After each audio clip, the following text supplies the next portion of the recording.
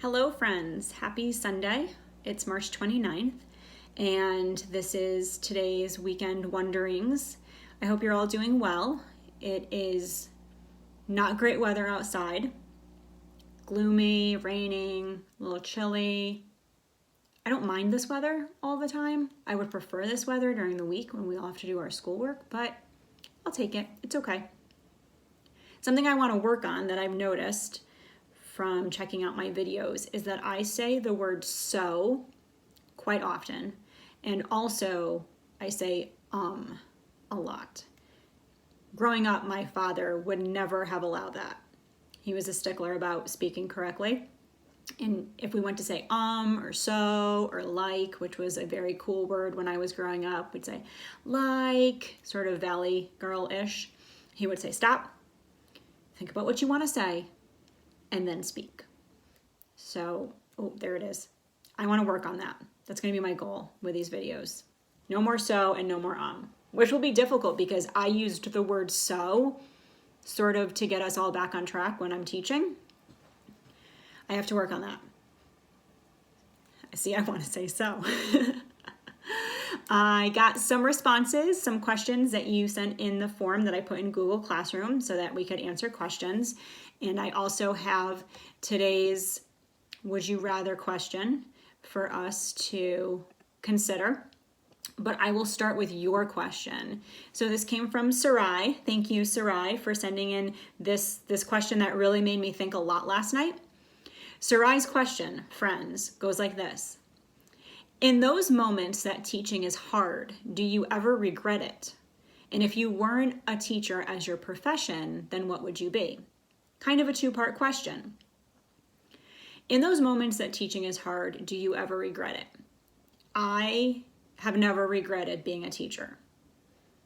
In the moments when teaching is hard in the classroom with students, when you clearly see me get frustrated, when you see that I am not happy, I am not excited about what's going on, I'm struggling a little bit with being positive and my emotions, which I have to say that emotions are completely normal, and working on them to control your reactions is always a good thing to do, but that one should never be made to feel badly if they feel something about a situation.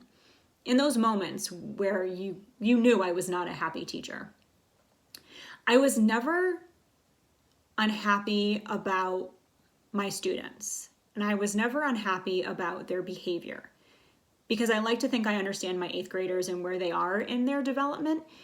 I was unhappy with myself, generally. In my mind, I was thinking, what am I not doing? Or what am I not doing well enough so that my students are in a place where they can be motivated and productive and not off task and not yelling. And so I never regret that part of teaching at all. I always just want to be better. I always just want to find a way to help my students focus and be on task and be productive and learn and grow and improve and feel comfortable in my classroom so that they can make mistakes and know that that's okay. In terms of some of the adult things with teaching, even when those make me angry, I'm reminded why I'm a teacher, and it's not really for the grown-ups. I'm a teacher for the kids. So when those moments are hard, when the adult moments of teaching are hard, working with other teachers or trying to fulfill a directive or a requirement that's been given from people who are above me in the hierarchy of a school district, I just find a way to get through it. I might have a moment of, oh my gosh, this is so frustrating, or I'm just so angry about this. And I have that moment, I let myself have that moment, and then I let it go. And I remember you guys, which is why I teach. It's for you guys. You inspire me all the time. You make me tired all the time, but you make me happy all the time. And I know that I'm helping you all in some way to become better humans. You do a lot of the heavy lifting yourselves. You carry your load yourselves, but I like to think that I help you do that, and that makes me feel good. And so I've never regretted becoming a teacher. I made a list of all of the careers or the jobs I've had before I became a teacher. And that includes when I was in high school and I had part-time jobs, and when I was in college and I had multiple jobs to help pay for things. And even after college, when I was trying to start saving money so that I could, kind of become an adult and do my thing. So these are all my jobs that I've had. And I'm sorry, this is going to be a long video. I hope you guys are comfortable. So I did a lot of babysitting. I nannied for a couple summers for a little boy.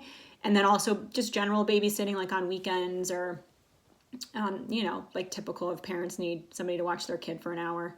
I worked for a printing company when I was in high school, proofreading packets, making sure that all the pages were there and that they were in the right order.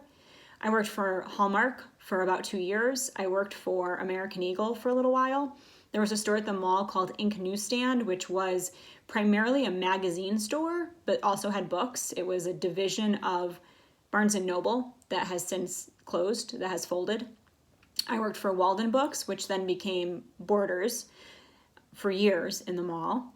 I worked at Dunkin' Donuts for a couple summers. I was a choreographer for Portland High School for their musical. And also I did one show at Platt High School after I graduated. So I got paid for those, so those were jobs. I was a substitute teacher. I was a dance teacher. I taught ballet. I taught tap. I taught jazz. I taught ballroom dancing. I was a reporter, which you all know. I was also a secretary at a car dealership and a secretary at a pediatrician's office.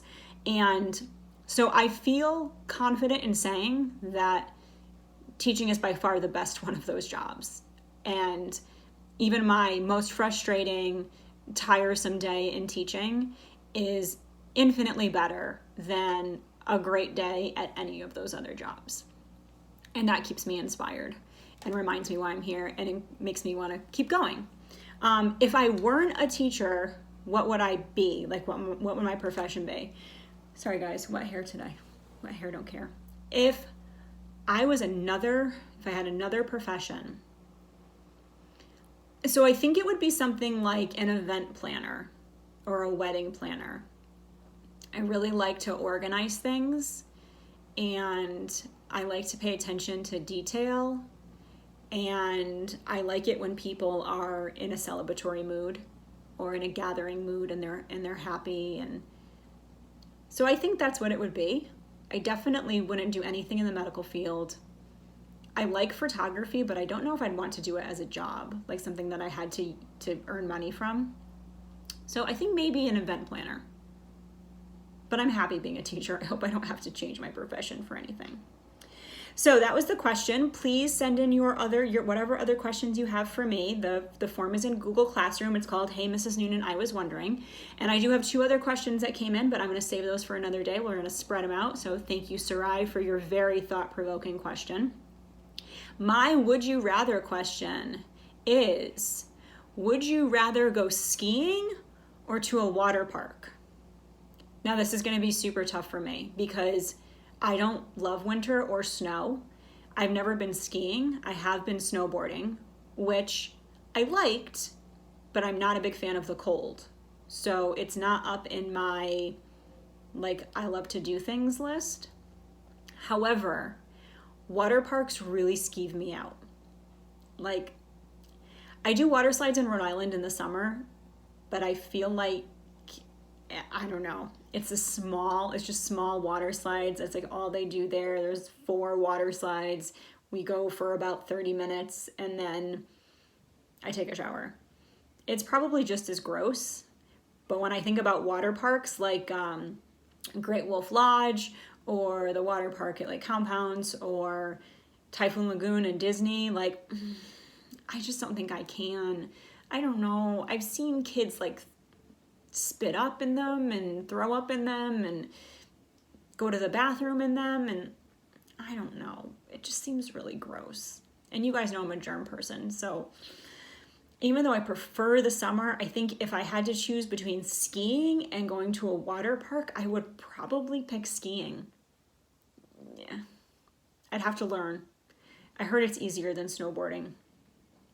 But that's it for today. I hope that you're doing well. I hope that you're watching a good movie or a television show, maybe reading a book. Yeah, no, I know you're not. It's fine, I can dream.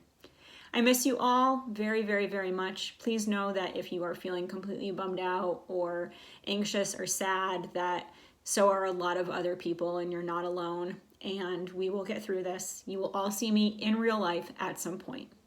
But for now, go do something nice for yourself. Wash your hands, don't touch your face, and text a friend. Check in on them, see how they're doing. All right, bye guys. Peace.